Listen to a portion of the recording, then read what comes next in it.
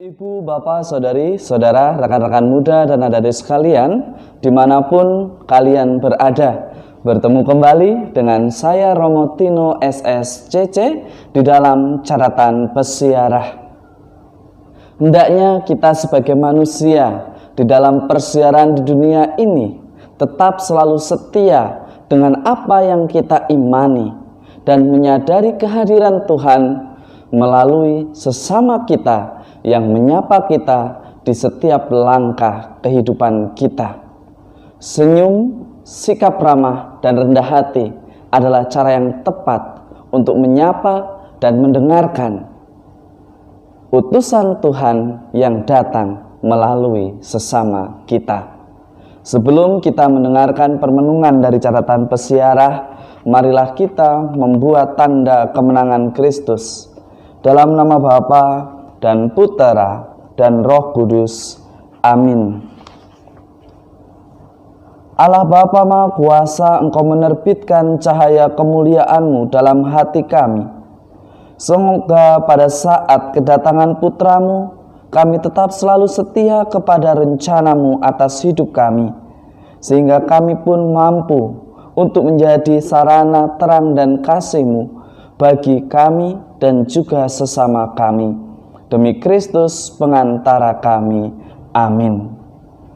Ibu, bapak, saudari, saudara, rekan-rekan muda dan adik-adik sekalian yang terkasih di dalam Yesus Kristus, hari ini kita diingatkan kembali di dalam kitab Putra Sirak bahwa Elia akan datang lagi. Elia tidak akan pernah jauh dari kita.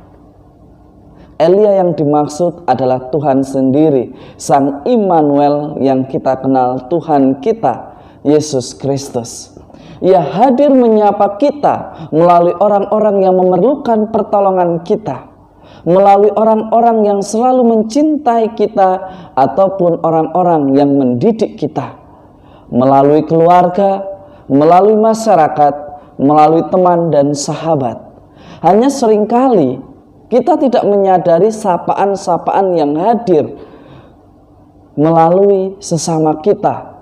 Mungkin kamu, saya, kita semua seringkali merasa kok orang ini sukanya mengkritik, orang ini sukanya mengevaluasi. Seringkali justru kita melihat latar belakang orang itu. Seringkali justru kita akan mengkritik kembali, atau kadang kita justru mencari kesalahan-kesalahan supaya mendapatkan dukungan. Tentu suara kenabian yang disampaikan oleh Elia maupun Yohanes adalah suatu pewartaan yang mungkin tidak membuat kita nyaman, karena kita sudah nyaman hidup di dalam ketidakbenaran.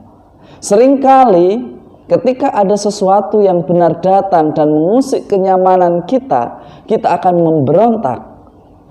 Tradisi yang ada semuanya pada dasarnya baik, tetapi bukan berarti tradisi menjadi segalanya mutlak benar. Seringkali ketika ditanya ini tidak bisa dilakukan, oh ini sudah tradisi, sudah dari turun-temurun, padahal dengan cara yang salah. Seringkali kita menunjukkan kesalahan-kesalahan itu, akhirnya kita sendiri pun merasa terusik karena sudah biasa nyaman di dalam kesalahan. Hari ini kita diajak sebelum menyambut kedatangan Tuhan, belajar memurnikan hati, belajar menyiapkan hati dan mempersiapkan perubahan yang radikal, yang mengakar. Radikal dalam artian kita memiliki akar yang kuat, pondasi yang kuat di dalam beriman. Bukan radikal yang hanya bisanya mengacau, menghancurkan kedamaian. Bukan. Radik berarti kita berakar. Iman kita bukan main-main. Iman kita bisa dipertanggungjawabkan. Kita mengatakan bahwa kita orang beriman, berarti kita harus mampu menjadi cahaya kasih dan tanda serta sarana kehadiran Allah bagi sesama kita. Ibu, bapak, saudari, saudara, rekan-rekan muda dan adik-adik sekalian, Jangan sampai kita tidak mengenal Allah yang menyapa, datang, hadir di tengah-tengah kita melalui keluarga, adik-adik kita, kakak-kakak kita, saudara kita, tetangga kita. Sebagai orang beriman, kita diajak untuk menciptakan sensitivitas di dalam kerohanian kita.